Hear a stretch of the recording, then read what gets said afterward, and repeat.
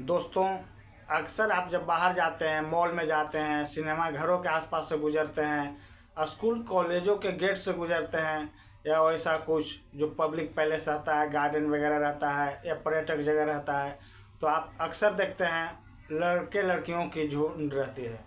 तरुण वह लड़के रहते हैं, लड़कियां रहती है, टीन एज लड़के लड़कियां रहती है, और उन लोग आपस में मटरगश्ती करते नज़र आते हैं, हंसी ठिठोली करते नज़र आते हैं। अक्सर देखा जाता है 4-4, 5-5 लड़कों के बीच एक अकेली सिंगल लड़की रहती है। वो सिंगल कपड़ों में रहती है, अक्सर देखने के लिए मिलता है। आज समय बदल रहा है, लोग इसे फैशन समझते हैं, लोग इसको स्टैंडर्ड समझते हैं, लेकिन यह हमारा भारतीय संस्कृति के लिए ठीक नहीं है। कुछ ऐसा ही देखा जाता है, कहीं कहीं पर 5-5, 4-4 लड़कियों के बीच एक लड़के रहते हैं। लड़के तो पूर्ण ड्रेस में रहते हैं, लेकिन लड़कियां वही सिंगल कपड़ों में रहती है, हाफ कपड़ों में रहती है। कभी कभी ऐसे स्टेटमेंट पर संज्ञान भी लिया जाता है और लोग उसे ही दोषी करार देते हैं जो ऐसे बात करते हैं। बोलते हैं कुत्सित मानसिकता का परिचायक है।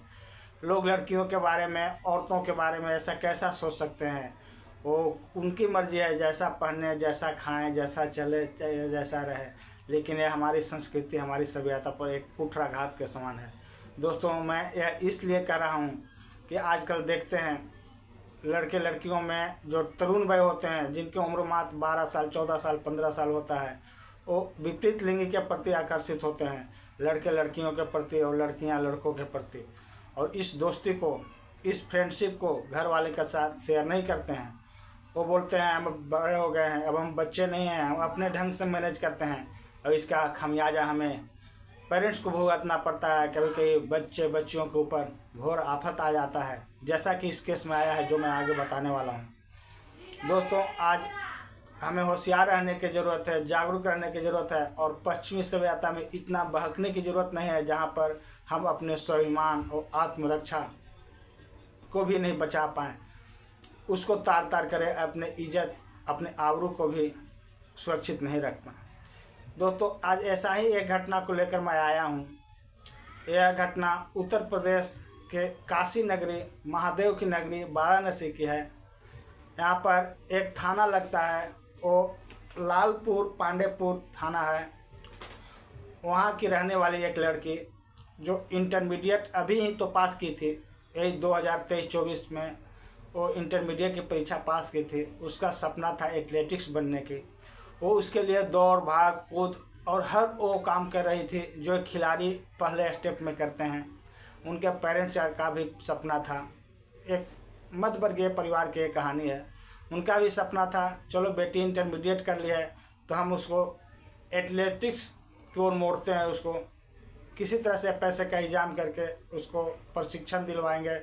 अच्छे खेल क्रीड़ा जहाँ पर होता है वो स्कूल में उसका एडमिशन करवाएंगे, वहाँ से वो सीखेगी और हमारे देश के लिए, हमारे राष्ट्र के लिए वो हो सकता है भविष्य में कुछ करे, कुछ मेडल ले, कुछ आगे बढ़े, घर परिवार गांव का नाम रोशन करे।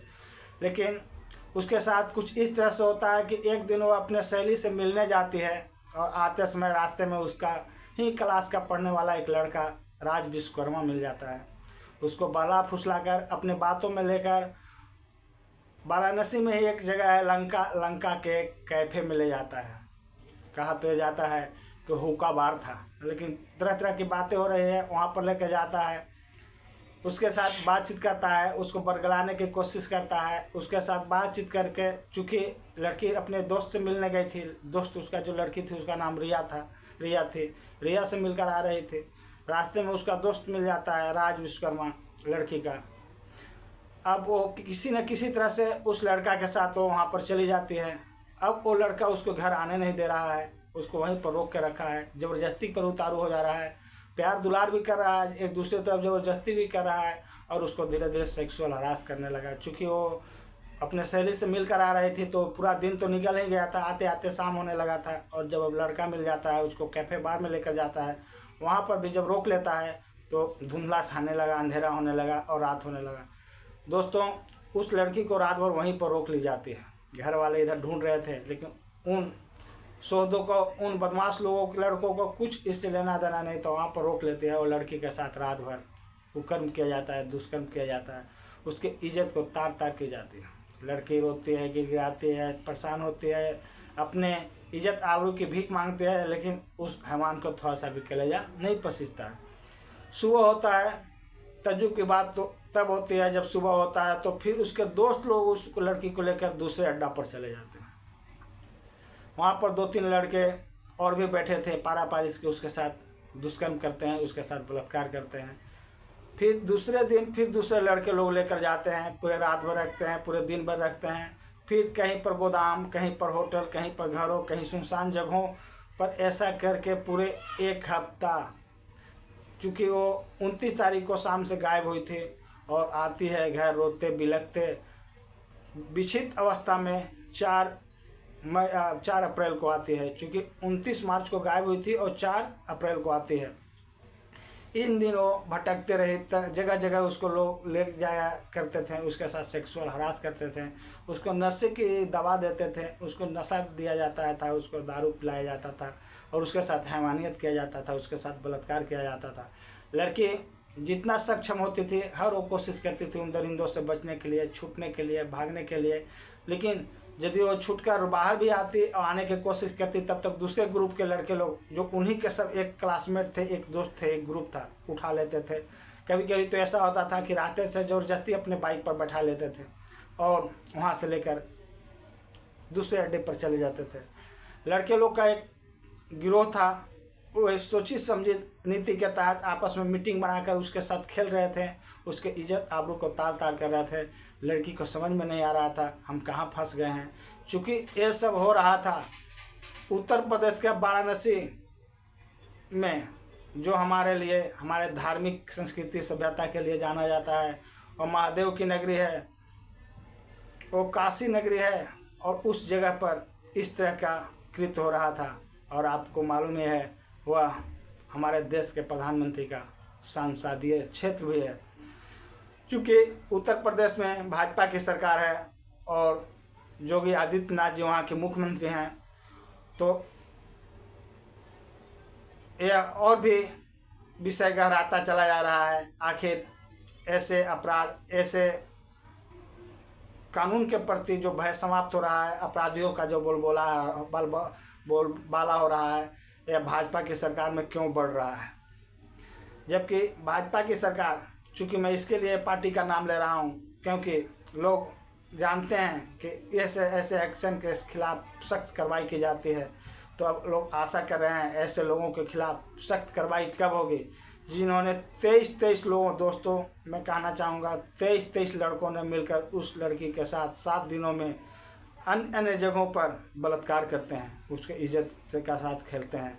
अब सबकी नज़रों में ये आस है कि उन 23 लड़कों के खिलाफ एक्शन कब होगा, लेकिन जब इसी बीच में सब हो रहा था तो इधर लड़की के जो गार्जियन लोग थे वो अपने बच्ची को ढूंढ रहे थे। लड़की तो बोल कर गई थी अपने सहेली से मिलने के लिए, लेकिन अब जो नहीं आती है, शाम हो जाता है, रात हो जाता है, फिर उसका पूछताछ करना शुरू करते हैं। जब कहीं नहीं पता चलता है तो अगल बगल अपनी इज्जत प्रतिष्ठा को झांकते हुए जो पेरेंट्स हैं इधर उधर ढूंढते हैं। जब चारों तरफ से थक हार जाते हैं तो लास्ट में वो सार्वजनिक करना ही करना था और इसके लिए उन्होंने पुलिस के पास जाते हैं। पुलिस के पास जाकर सारी बात बताते हैं। पुलिस भी अपने हिसाब से ढूंढ रही थी, खोज रही थी, लेकिन इसी बीच में 4 तारीख होता है और 4 तारीख को जब वो लड़की आती है, लेकिन वो बोलने बताने की स्थिति में नहीं थी, वो अर्धमूर्छित और विक्षिप्त अवस्था जैसी हो गई थी। उसके साथ इतने दिनों में सेक्सुअल हरास किया गया था, वो मेंटली टॉर्चर किया गया था, नशा दिया गया था, शराब पिलाया गया था, स्मोकिंग कराया गया था, को कुछ भी बताने के हालत में नहीं थी। उसको 2 दिन लग गए इस घटना से उबरने में। ऐसे तो पूरा जीवन नहीं उबर सकती है। जो उसके जहन में वो ख्याल आएंगे, उसके रूह काँपेंगे, उसकी इंसानियत शर्मसार होगी, वो पूरे लाइफ ढोकर चलेंगे। लेकिन 2 दिन लग गए उसको सामान्य स्थिति में आने के लिए कि ताकि वो कुछ बता सके अपने घर वालों को, अपने पेरेंट्स को। और जो एक एक कर सारी बात बताती है तो जो उनके घर वाले थे मानो काटो तो उनके खून नहीं है शरीर में, वो स्तब्ध थे। वो सोच रहे थे इन दिन कैसे हमारी बेटी बच के आ गई वहाँ मानव के हाथ से। इतने सारे लोग हमारे बेटी के साथ अनैतिक कार्य करते हैं, उसके असमत, उसके इज्जत से खेलते हैं, उसके बावजूद भी बेटी किसी तरह से बच कर आती है। ये हमारे लिए बहुत बड़ी बात होता है।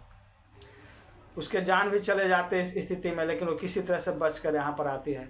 लोग उसको लेकर पुलिस चौकी में जाते हैं, जो लालपुर पांडेपुर पुलिस स्टेशन था वहाँ पर लेकर जाते हैं, और वो जब पुलिस के सामने अपने बयान देती है और हर एक जगह के बारे में बताती है जो उसको उस समय याद आ रहा था, जब तक वो नशा नहीं करती थी, कम नशा में रहती थी और अपने आप को सचेत रखती थी। उस समय वो उन घटनाओं को, उन जगहों को याद रखती थी। और इसी क्रम में उन्होंने करीब 10-12 लड़कों का भी नाम उसने याद कर ली थी जो उसके साथ में थे। कुछ तो उसके क्लास में पढ़ने वाले थे, जब वो पढ़ाई करती थी, वो खेल कूद भी करती थी, तो उस दौरान उसको कुछ लड़कों से दोस्ती थी, वो सब लड़कों का वो नाम बताती है। और कुछ को अज्ञात ऐसे कर कर टोटल 23 लोगों पर FIR दर्ज की जाती है। दोस्तों, मैं यहाँ पर उन लड़कों का नाम बताना चाहूँगा। आप देख सकते हैं, वो राज विश्वकर्मा थे, समीर थे, आयुष थे, चौथा नंबर पर सोहेल थे, दानिश थे, छठा नंबर पर अनमोल थे, साजिद थे, जाहिर थे, इरफान थे, जैद थे, अमन थे, राज खान थे। टोटल 12 लोग जिनका नाम उस लड़की ने पुलिस के सामने लिया है, और 11 अज्ञात लोगों को बारे में बताया है। टोटल 23 लोगों ने उस लड़की के इज्जत आबरू के साथ एक एक दिन उसके इंसानियत को, उसके ज़मीर को, उसके इज्जत को, उसके आबरू को तार तार किया था। वो रोती है, कलपती है, गिड़गिड़ाती है, लेकिन उन हैवानों के ऊपर कोई प्रभाव नहीं पड़ता है। कहने के लिए तो वो दोस्त थे लड़की का, लेकिन उनके अंदर में क्या हैवानियत भरी हुई थी, क्या ऐसा शैतानियाँ भरी हुई थी, आप देख सकते हैं इस कहानी के माध्यम से।